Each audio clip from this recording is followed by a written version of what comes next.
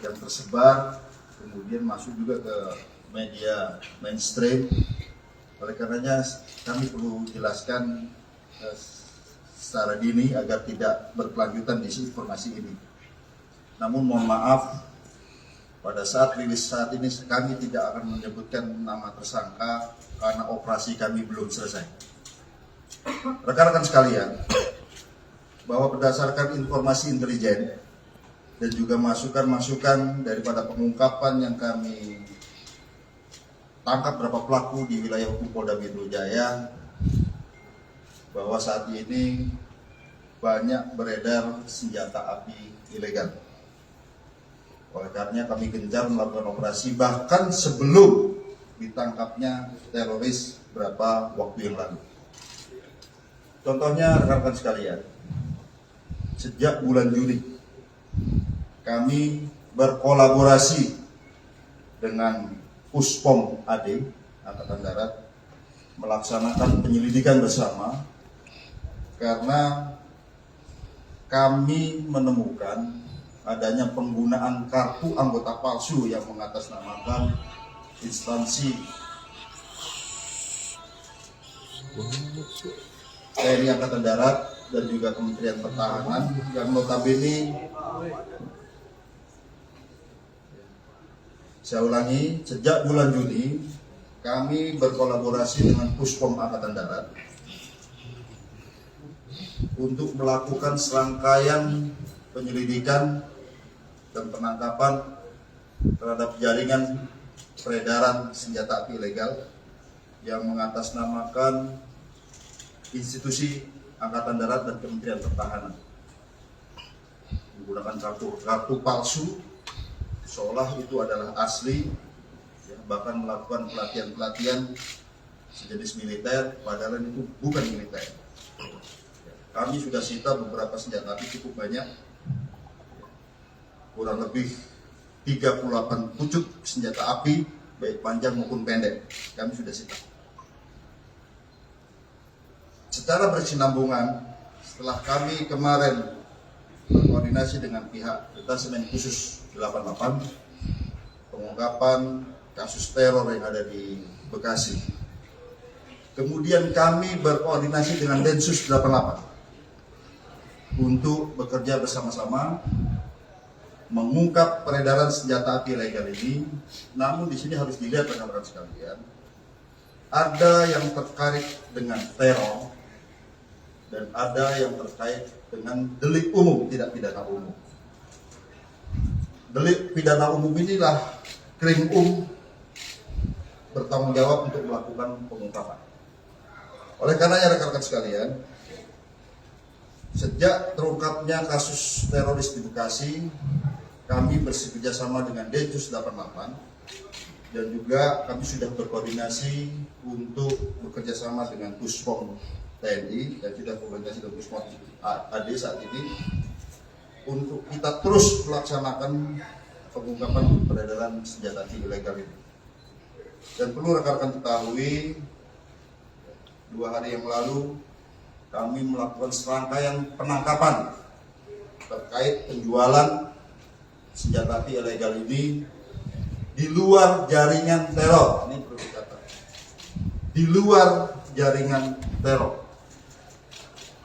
Kami menangkap beberapa tersangka termasuk pabrik modifikator senjata api. Kami sudah sita sementara ini 18 pucuk senjata api modifikator di luar yang diungkap oleh Densus di Bekasi beberapa waktu yang lalu. Ya, ini 18 sudah kita amankan, beberapa tersangka kami tangkap, dan ini yang perlu kami jelaskan rekan-rekan sekalian, bahwa modus operandinya adalah tersangka teror yang diungkap oleh Densus ini menerima beberapa senjata melalui e-commerce, penjualan online. Jadi mereka ini tidak sering bertemu. Bahkan kami menemukan di sini akun yang digunakan tidak sesuai dengan nama tersangka teror ini. Mereka pesan senjata dari ini, kemudian dikirim, mereka tidak sering bertemu. Kami sudah ungkap kemarin pabrik modifikatornya di Semarang. Ya. Kita tangkap juga penerima senjata apinya. Ya. Kemudian kita dapatkan beberapa alat bukti. Nanti pada waktunya akan kami rilis secara bersamaan. Jadi total yang sudah kami ungkap Krimum Polda Metro Jaya, termasuk berkolaborasi dengan Puspom AD beberapa waktu yang lalu sebelum ini, itu adalah saat ini kurang lebih 55 pucuk senjata api ilegal. Kemudian rekan-rekan sekalian, ini ada beberapa klaster yang perlu kami jelaskan di sini. Pertama, yang terkait dengan jaringan teror itu diadakan atau dilaksanakan penyidikan oleh Detasmen Khusus 88 terkait dengan jaringan teror. Tetapi di luar jaringan teror, di sini ada penjual senjata api. Ini ada beberapa jenis ya. Senjata api modifikator. Modifikator itu seperti ini rekan-rekan sekalian. Ini ada fenomena baru yang harus menjadi kewaspadaan kita. Banyak sekarang beredar senjata air gun, bukan airsoft. Air gun itu dia pelurunya dari gotri besi yang pakai gas CO2. Ternyata itu bisa dimodifikasi, di-upgrade menjadi senjata api. Ini yang sangat berbahaya yang sekarang banyak beredar di masyarakat. Nah, ini senjata modifikator ini banyak disuplai oleh yang profesional, itu ada di Semarang baru kami ungkap kemarin, dan juga senjata pabrikan penjual senjata api. Tetapi cukup menyedihkan di sini rekan-rekan sekalian, ini dijual via platform e-commerce, ya, di sana penjualan online, apakah Tokopedia, Shopee, seolah-olah di sana adalah airsoft gun. Jadi bukan airsoft gun, padahal itu senjata api maupun senjata modifikasi dari airgun ke senjata api. Kemudian klaster yang berikutnya adalah pabrik modifikator. Ini yang kami baru ungkap kemarin di Semarang. Ini adalah menyuplai termasuk ke teroris ini. Tetapi ingat, mereka tidak saling bertemu, hanya via online dengan nama akun yang berubah-ubah. Klaster yang berikutnya adalah penerima senjata api ilegal dari penjual maupun pabrik modifikator itu. Jadi 4 klaster. Pertama, jaringan teror. Yang kedua, penjual senjata api terdiri atas senjata api modifikasi, yang maupun pabrikan.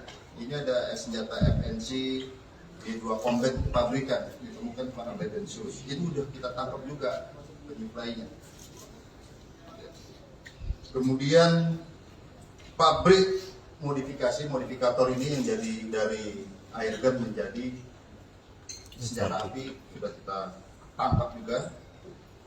Dan terakhir, penerima senjata api ilegal. Dan ini secara berkesinambungan rekan-rekan sekalian, sengaja pada kesempatan ini kami tidak sebut nama tersangka dan lain sebagainya karena operasi kami belum selesai. Masih banyak senjata yang belum kami sita.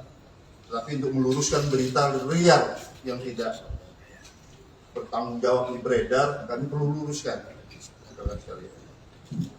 Selanjutnya rekan-rekan sekalian, ke depan Polda Metro Jaya atas perintah Bapak Kapolda akan membentuk satuan tugas khusus gabungan antara Direktorat Kriminal Umum, kemudian Direktorat Kriminal khususnya Cyber, dan juga Direktorat Intelijen untuk melaksanakan operasi terkait dengan peredaran senjata api ilegal ini, karena ternyata fenomena yang kita temukan justru dijual melalui platform e-commerce, penjualan online.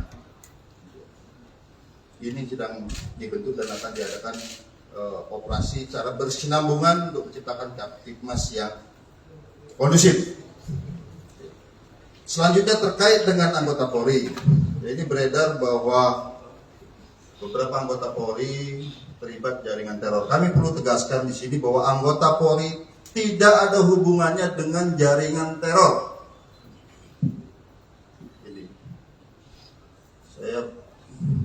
Ini beberapa apa yang disebutkan ya ini informasi yang tidak benar. Ya, pertama terkait anggota kriminal umum Polda Metro Jaya Renaldi Prakoso, ya, itu kami yang mengamankan bersama Paminal karena yang bersangkutan menerima senjata dari salah satu penjual senjata secara ilegal, diamankan Paminal. Sekarang di Patsus, apabila pidana kita pidanakan, walaupun itu anggota kriminal umum Polda Metro Jaya. Yang kedua, Bribka Sarif Musim, Renmin sama Kapolres Cirebon. Ini benar, tetapi yang bersangkutan ini juga berkoordinasi dengan Renal Prakoso ini. Ya, jadi Renal ini pernah minta bantu buatin atau upgrade senjata dari airgun ke senjata api melalui Sarif ini. Dihubungkan ke pabrik yang ada di Semarang. Nah ini kaitannya itu. Jadi nggak ada kaitannya dengan teror. Yang ketiga di sini disebut ya, itu Muhammad Yudi Saputra dan Reskrim Polsek Bekasi Utara yang bersangkutan terlibat memasuk senjata laras panjang kepada tersangka Dananjaya R. Peningkap. Ini berita yang salah. Penyuplai senjata MNC dan G2 Combat sudah kami tangkap, itu sipil. Kami tidak perlu sebut namanya siapa. Ya, jadi ini banyak biasanya berita yang beredar, jadi kami harus perlu luruskan. Oleh karena rekan-rekan sekalian, ya, jadi sekali lagi deviasi informasi atau disinformasi ini perlu kami luruskan. Operasi kami tetap berlanjut. Masih banyak senjata yang belum kami sita. Termasuk kami deteksi beberapa pabrik yang kami adakan penangkapan. Kami berkolaborasi dengan Densus bersama-sama, termasuk dengan POM TNI. Kita bersama menjaga Indonesia, menjaga kondisivitas keamanan agar tetap kondusif. Saya kira demikian rekan-rekan sekalian. Mungkin ada yang perlu ditanyakan.